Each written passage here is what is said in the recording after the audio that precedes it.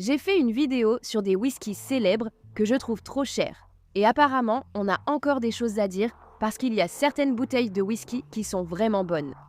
Ils ont un goût excellent, ils sont super beaux et beaucoup de gens les connaissent. Mais quand on regarde leur prix et toute la hype qui les entoure, ce ne sont pas toujours les bouteilles au meilleur rapport qualité-prix. Donc, voici la deuxième partie des 5 whiskies célèbres que je trouve trop chers et ce que j'achèterai à la place. Santé!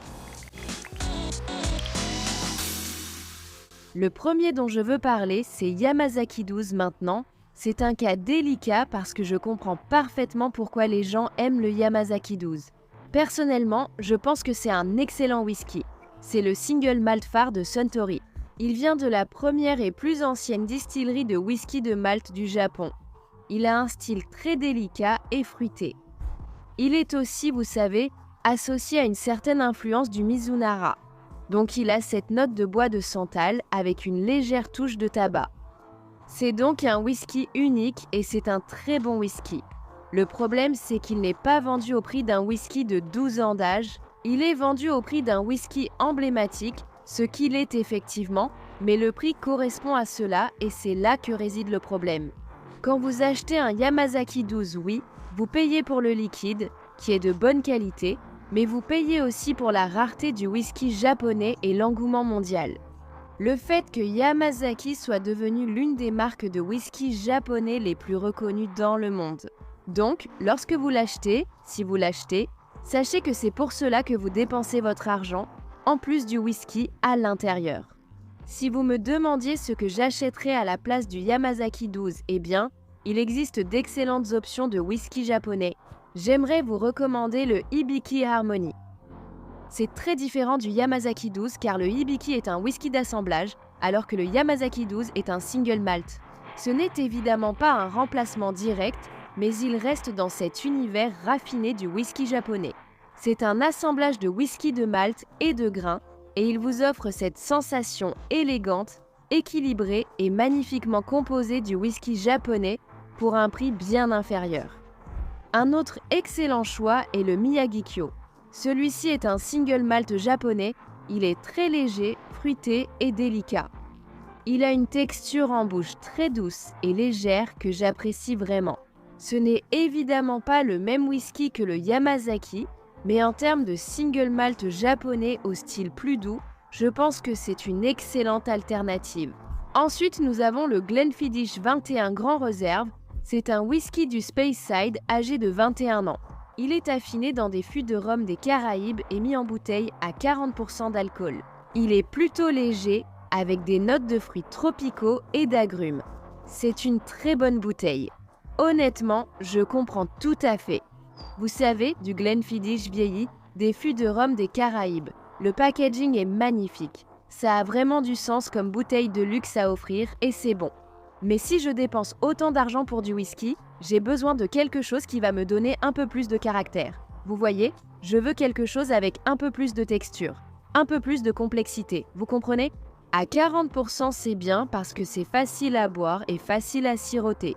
Mais pour moi, personnellement, à ce prix-là, j'aimerais qu'il m'en donne un peu plus. Donc si vous me demandez ce que je prendrai à la place, je vais diviser ma réponse en deux. Si vous voulez quelque chose de spécifiquement Speyside, avec un fût de rhum des Caraïbes, je vous recommande vivement le Balvenie Caribbean Rum Cask. Il a maintenant 14 ans d'âge. Personnellement, j'aime vraiment tout ce que Balvenie propose. Je pense que c'est une excellente distillerie et je trouve que tout ce qu'ils produisent est parfaitement équilibré. C'est toujours l'impression que me donne Balvenie. Mais comme je le disais, c'est vraiment une excellente bouteille. Elle a été affinée dans un fût de rhum des Caraïbes après avoir vieilli dans des fûts de chêne traditionnels. On retrouve vraiment ce côté crémeux, des notes de fruits tropicaux et de miel, et à mon avis, cela apporte beaucoup plus de texture et de tenue. Et je trouve ça bien plus intéressant que le Glenfiddich. La deuxième bouteille n'a pas connu de finition en fût de rhum, donc elle est assez différente, mais si je devais dépenser cette somme pour une très bonne bouteille, je serais plus encline à m'asseoir, la boire et l'apprécier davantage. Je vais dire l'Aran 18 encore une fois, c'est une bouteille que je sais que beaucoup d'entre vous qui l'ont essayée l'ont vraiment appréciée. Comme je l'ai dit, ce n'est certainement pas une copie directe car il est entièrement vieilli en fût de Xérès. On retrouve vraiment de très beaux fruits tropicaux là-dedans, c'est pour ça que je l'ai un peu lié à ce thème. Je pense que ça vous donne vraiment cette saveur et cette sensation très fruitée et amusante, mais c'est beaucoup plus satisfaisant. Et je pense que si vous essayez de dépenser de l'argent pour une bouteille comme celle-là, celle-ci offre une expérience bien meilleure à savourer tranquillement. Donc, la distinction est celle-ci. Le Balvenie Caribbean Rum Cask est évidemment beaucoup plus proche en termes de finition exacte du fût et de profil aromatique, mais l'Aran 18 est celui qu'il faut choisir si vous voulez déguster un verre plus satisfaisant. Celui-ci pourrait être un peu controversé, et il s'agit du Hibiki 21. Je me sens un peu triste de dire celui-ci, et j'ai aussi l'impression de me répéter, parce que je vais encore dire que le Hibiki 21 est un excellent whisky, et vous verrez que c'est le cas pour beaucoup des whiskies que je mentionne dans ce genre de vidéo. Parce que la vérité, c'est que lorsqu'un whisky suscite beaucoup d'engouement, au point que son prix augmente considérablement, ce sont généralement des whiskies qui ont vraiment bon goût, et c'est tout à fait vrai pour le Hibiki 21. Cependant, il arrive un moment où l'on voit un prix, et on se dit qu'on pourrait obtenir des bouteilles de qualité équivalente pour un prix inférieur, ou des bouteilles de bien meilleure qualité pour le même prix. Le Hibiki 21 est évidemment un whisky d'assemblage. Il contient du whisky de Malte et du whisky de grain, tous vieillis pendant au moins 21 ans, et Hibiki vise vraiment la perfection dans l'assemblage, ce qu'ils ont parfaitement réussi. Vous savez, ils sont vraiment attachés à ce concept d'équilibre, d'élégance et d'artisanat japonais, et ils y parviennent remarquablement bien. C'est probablement l'un des whiskies d'assemblage de luxe les plus célèbres au monde, et il mérite vraiment cette place. À ce stade, vous ne payez pas seulement pour la saveur, vous payez pour la rareté, la pénurie, le battage médiatique, la présentation et le fait que beaucoup de gens veulent le posséder, sans même parler de le boire. Alors, qu'est-ce que j'achèterai à la place ? Eh bien, c'est difficile parce qu'il n'existe pas vraiment de remplaçant direct pour Hibiki 21 qui fasse exactement la même chose. Évidemment, si vous voulez rester dans la gamme Hibiki, je recommanderais à nouveau le Hibiki Harmony. Il est évident qu'il n'a pas la même profondeur ni le même caractère que le Hibiki 21. Évidemment, cela se reflète dans le prix beaucoup plus bas. Mais il vous donne un très bon aperçu de ce style d'assemblage japonais vraiment travaillé. Et c'est vraiment un excellent whisky que je vous recommande vivement d'ajouter à votre collection. Si vous êtes prêt à remplacer par une bouteille de scotch plutôt qu'une bouteille de whisky japonais. Pour être honnête, je dirais Johnnie Walker 18. Et encore une fois, ce n'est vraiment pas un remplacement direct. Mais je pense que Johnnie Walker 18 est un bon exemple d'un excellent savoir-faire en matière d'assemblage. Je pense vraiment que vous en avez pour votre argent. En fait, je préfère largement le Johnnie Walker 18 au Johnnie Walker Blue Label. Donc, vous allez retrouver cette expérience de whisky d'assemblage raffiné, mais vous n'aurez pas peur de l'ouvrir et vous n'aurez pas l'impression que c'est juste pour la collection. Hibiki 21 est magnifique, mais pour beaucoup de gens, cela va clairement relever du domaine de la collection. Alors que je pense que le Hibiki Harmony ou le Johnnie Walker 18 sont à un prix beaucoup plus accessible pour vraiment les boire et en profiter sans avoir à trop y réfléchir. Numéro 4, c'est le Weller Special Reserve. Je sais que certains d'entre vous, en Amérique, pourraient me crier dessus pour celui-ci. Le Weller Special Reserve est un bourbon à base de blé. Il vient de Buffalo Trace. Il est embouteillé à 45%, des notes de caramel, de miel et de toffee, et c'est un bon whisky. C'est un excellent whisky. À un prix de vente normal, je comprends tout à fait l'attrait. Vous savez, il est doux, sucré et facile à boire. Le problème, c'est ce qui s'est passé autour de lui. Weller est désormais associé à l'engouement général autour de Buffalo Trace et Papy. Et les gens savent que c'est un bourbon au blé, ils font ce lien, et un excellent whisky ordinaire peut se retrouver mêlé à tout ça.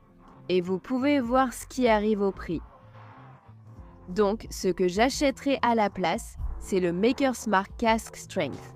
Je pense que c'est vraiment une excellente alternative, c'est évidemment un bourbon au blé. Il vous donne un peu plus de concentration et de texture, il se passe un peu plus de choses à mon avis. Il est évidemment embouteillé brut de fût. Le Larceny Barrel Proof est aussi une très bonne option. C'est également un bourbon au blé. Il sort par lot, donc la disponibilité et le prix peuvent varier. Pour moi, ça a un peu plus de sens. Donc oui, le Weller Special Reserve est un excellent whisky et je le boirai volontiers au bon prix, mais si vous ne pouvez pas l'obtenir à ce prix-là, je pense que ce sont de très bonnes alternatives. Le dernier, c'est Dalmore 18 maintenant. Dalmore est l'une de ces marques qui fait vraiment bien le whisky de luxe.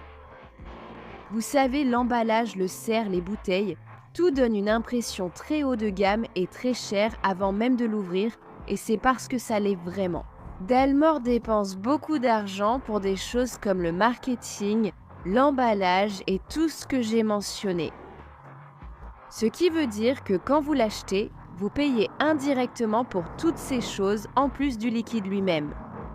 Le Dalmore 18 est embouteillé à 43% d'alcool. Il a vieilli dans des fûts de bourbon en chêne blanc américain et des fûts de Sherry Mathusalem Oloroso. Et vous savez, beaucoup de gens vont l'adorer. Il est raffiné, riche et procure une sensation de luxe. On a l'impression que c'est pour une occasion spéciale, mais quelle part du prix vient de la saveur et quelle part de la mise en scène? C'est plus de 300 livres, donc ce n'est vraiment pas donné. Si je dois payer autant pour une bouteille de whisky, j'ai besoin de caractère, de profondeur, de texture et de complexité.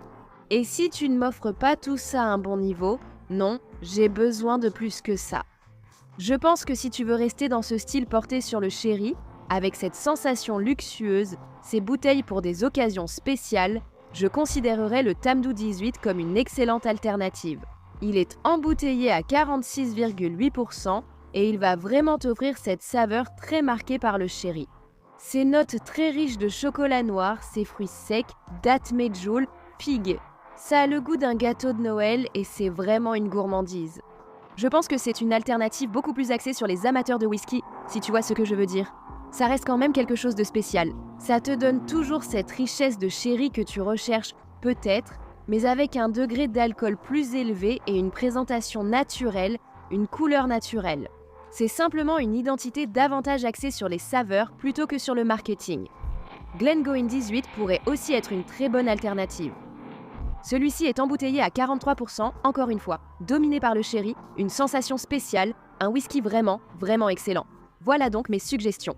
Voilà 5 whiskies célèbres que je trouve personnellement trop chers et parfois survendus.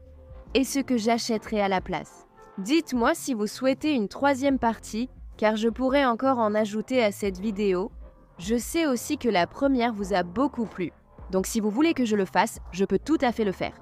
Dites-moi aussi dans les commentaires s'il y a d'autres flacons que vous trouvez trop chers, trop surcotés, et si vous avez une bonne alternative à proposer également. Ces commentaires seront un vrai plaisir à lire, je vous l'assure. Et au cas où vous ne le sauriez pas, j'ai lancé une page Patreon où je publie du contenu exclusif, des vidéos un peu coulisses, plus naturelles, que je ne mettrai pas sur mes réseaux sociaux principaux. Donc si ça vous tente, je laisserai un lien dans ma bio et vous pourrez aller voir. Bref, c'est tout pour moi pour l'instant. J'espère que vous passerez une bonne fin de journée ou une bonne fin de semaine. On se retrouve à la prochaine. On est pas mal.